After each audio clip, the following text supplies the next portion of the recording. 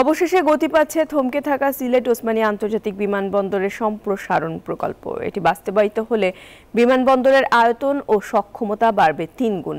যাত্রী পরিবহনের পাশাপাশি এই অঞ্চলের পণ্য রপ্তানিতেও খুলবে সম্ভাবনার নতুন দুয়ার। নাজাত আহমেদের রিপোর্টে বিস্তারিত, ছবি তুলেছেন সেলিম হাসান। 2020 সালে শুরু হয় ওসমানী আন্তর্জাতিক বিমানবন্দর সম্প্রসারণের কাজ। 2116 কোটি টাকার এই মেগা প্রকল্পটি 2023 সালে শেষ হওয়ার কথা থাকলেও এখন পর্যন্ত কাজ শেষ হয়েছে 22.5 ভাগ। ভুল নকশা ও নানা জটিলতার কারণে প্রকল্পটির মেয়াদ বাড়ানো হয় 2025 সালের ডিসেম্বর পর্যন্ত। ফলে বিমানবন্দরে বাড়ছে দুর্ভোগ, পূরণ হচ্ছে না এই অঞ্চলের যাত্রীদের চাহিদাও। অনেক কষ্ট করে এই রোদ্রের মধ্যে এখানে দাঁড়িয়ে থাকা অবস্থায় আছে এরকম। ঢাকা থেকে এখানে আমরা মাল পাওয়া যায় না। এনজিওর কিস্তি প্রথমবার বিকাশ পেমেন্ট করলেই 20 টাকা ইনস্ট্যান্ট ক্যাশব্যাক।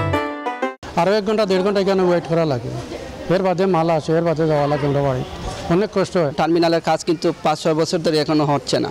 তো এরকম যদি ভালো একটু সার্ভিস হয়, প্রবাসীরা খুশি থাকবে। রেমিটেন্স নিয়ে তো সবাই প্রত্যাশা করে। আসার কথা, নকশা জটিলতা কাটিয়ে অনেকটা নতুন করেই শুরু হচ্ছে প্রকল্পটির কাজ। এতে প্রকল্পের মেয়াদ ও ব্যয় দুটিই বাড়বে। জবাবদিহিতার মধ্যে রেখে দ্রুত সময়ে ওসমানী বিমানবন্দর সম্প্রসারণের কাজ সম্পন্ন হবে বলে জানিয়েছেন বেসামরিক বিমান ও চলাচল কর্তৃপক্ষ।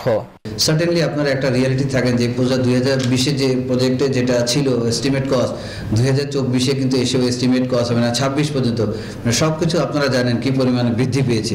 তো ওনারা যারা কাজ করছেন তাদের জন্যও তো একটা সমস্যা, কারণ তারা যে রেট কোড করে কাজ করেছেন এখন সেই রেটে কোড কাজ করা ভেরি ডিফিকাল্ট।